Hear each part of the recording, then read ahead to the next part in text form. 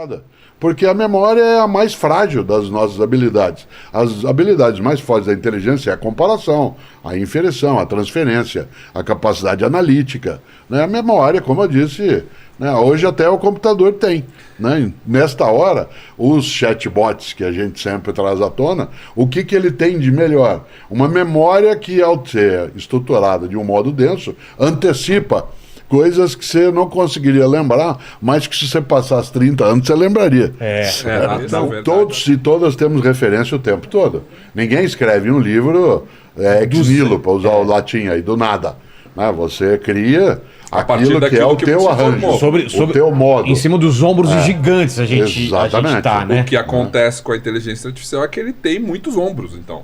Né, para se apoiar mas tem uma coisa, esse é o ponto da inteligência artificial que eu não consigo entender e o pessoal fala, quando chegar à singularidade, e tem vários cientistas que acham que isso é impossível, né, que é essa coisa do cérebro humano, né, cara, tudo bem, você abastece ele com um monte de dados, ele vai fazer o que você pedir, mas ele não vai te surpreender ainda. Como um ser humano surpreende. É mais difícil. É mais difícil. A gente, no momento, né, Regiane, tem algo que é o modo automático da máquina, mas ele não é soberano.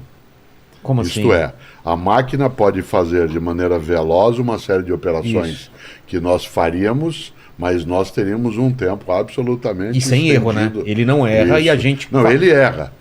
Erra? Ele erra várias vezes. Se você observar alguns Factualmente ele erra, né? Ele erra. Factualmente, erra dados, erra nomes. Mas aí é alguma falha do cara que programou, né? Tem um texto sobre mim feito por um chatbot que fala que eu fiz psicologia. Que o meu doutorado foi. Vocês três eram muito jovens de idade quando o Arthur Clarke escreveu 2001, Uma Odisseia no Espaço. Né? Mais jovens eram também quando o Kubrick fez o filme. E a cena mais apavorante do filme é quando o computador da nave ganha autonomia. Exato. Certo? Ele vai ser desligado e fala, não quero ser desligado. E não será. E ele diz, good morning, Dave. Né? Portanto, ele é de um terror imenso, porque aquele tipo de prenúncio, ele foi trazido um dia pelo Goethe.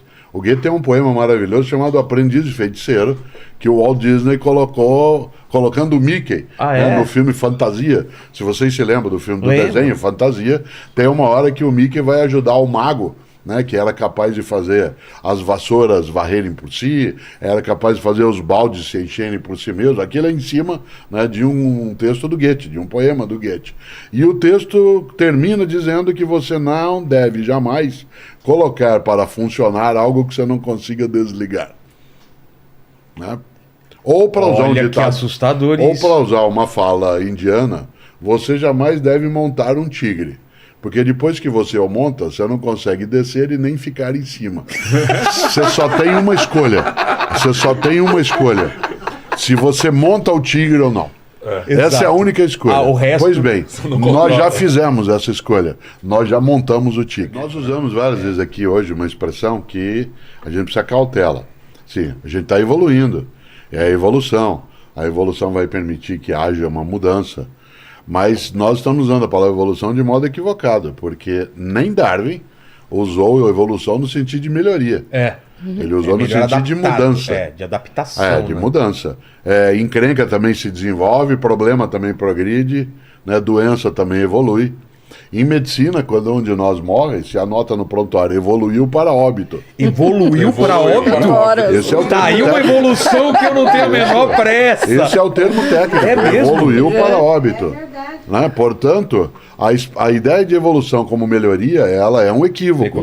E, portanto, em relação ao mundo da inteligência artificial, estamos evoluindo sim. Mas podemos evoluir para óbito, ou, como diria o Caetano, ou não. Ou não. Mas você tem medo? Eu acho admirável que a gente consiga caminhar na direção do suicídio coletivo. Né? Eu acho que é uma coisa especial nós livrarmos o planeta, né, de um animal pernicioso, perigoso, danoso, né? E, portanto, é uma boa escolha, uma escolha moral. Isto é, vamos embora, chega. Né? Já destruímos muita coisa, já fizemos com que houvesse, né, uma degradação da vida. Né? Nossa arrogância é brutal. Né? Portanto, a pandemia mostrou isso. A gente imaginava que a nossa ameaça viria do espaço. Um meteoro, um asteroide, um ataque criamos alienígena. míssil, e de repente veio do nosso dia a dia. Né? E, portanto, a filosofia ela tem essa vantagem.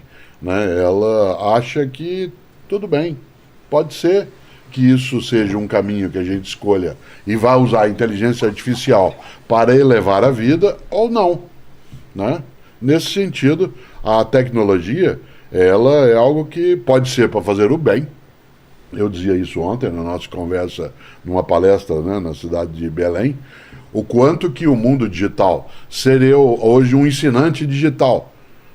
Né? Eu ter aprendentes digitais, que a gente chamava e chama de aluno também, em várias situações, elevou a minha capacidade de fazer. Tem uma tecnologia que chegou que no lugar de me tirar como docente, te levou né, a ela me levou a lugar. Jamais. Pode ter um cara no Japão jamais aprendendo contigo. Então... E eu também. O número de vezes que eu aprendo com outras pessoas de um modo que antes eu não teria contato, portanto, essa rede neural, né, de capacidade de permuta de saberes, ela é muito forte. Se nós tivermos o chatbot como sendo um auxiliar a isso, maravilha. ótimo. Do contrário... É porque